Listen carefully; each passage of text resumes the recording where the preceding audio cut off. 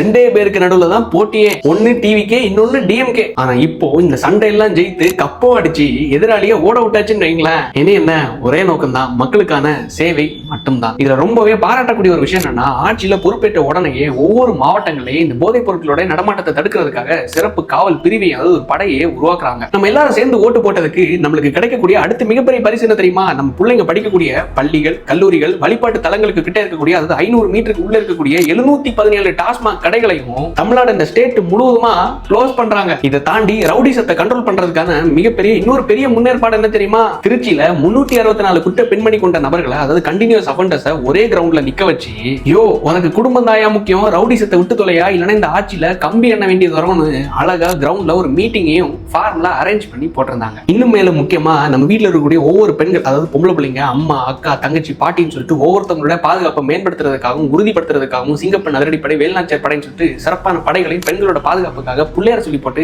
செதுக்கி ஆரம்பிச்சிருக்காங்க. இதுக்கு கூடவே இந்த அரசியல் துவக்கத்தை மரியாதைக்குரிய முன்னாள் முதலமைச்சர் மு.க. ஸ்டாலின் அவர்களையும், நம்மளோட அரசியல் ஆசான் சீமான் அவர்களையும், அன்புமணி அவர்களையும், வைகோ அவர்களையும் சந்திச்சு நம்ம மக்களுக்கான ஒரு நல்லாட்சியை நேர்த்திக்கு தொடங்கியிருக்காங்க. தொடங்கப்பட்ட இந்த மக்களாட்சிக்கும் வேரோடு வீழ்த்தப்பட்ட மன்னராட்சிக்கும் இதை அருமையாக செய்து முடித்த திரு விஜய் அவர்களுக்கும் மனமார்ந்த வாழ்த்துக்கள். இன்னொரு விஷயத்தையும் நினைவுபடுத்த விரும்புறேன். அதாவது முத நாளே ஆட்சி அதிகாரத்தில் ஏறணும்னே சொன்ன பதிவு பண்ண ரொம்ப முக்கியமான விஷயம், நம்ம ஆட்சியில ஏறிட்டோம் உட்கார்ந்துட்டோங்கிற அந்த அதிகார போதையெல்லாம் தயவு செஞ்சு ஆடாதீங்க, துள்ளாதீங்க. அதை மட்டும் பண்ணீங்கன்னு வைங்களேன், திமுகவுக்கும் டிவிகேக்குமான போட்டியில வெற்றி அடைஞ்சதுக்கான அர்த்தம் இல்லாமலே போயிடும். இதை ஓட்டு போட்டவங்களுக்கும் போடாதவங்களா இருந்தாலும் சரி, தமிழ்நாட்டில் இருக்கக்கூடிய ஒட்டுமொத்த மக்களுக்கான ஒரு மக்களாட்சியை இருக்கும் என்றும், அதை தாண்டி நல்ல ஒரு வளர்ச்சிக்கான நல்ல ஒரு முன்னேற்ற பாதைக்கு எடுத்து செல்லக்கூடிய ஒரு ஆட்சியை இருக்கும் என்றும் நம்பி விடைபெறுகிறேன். நன்றி, வணக்கம்.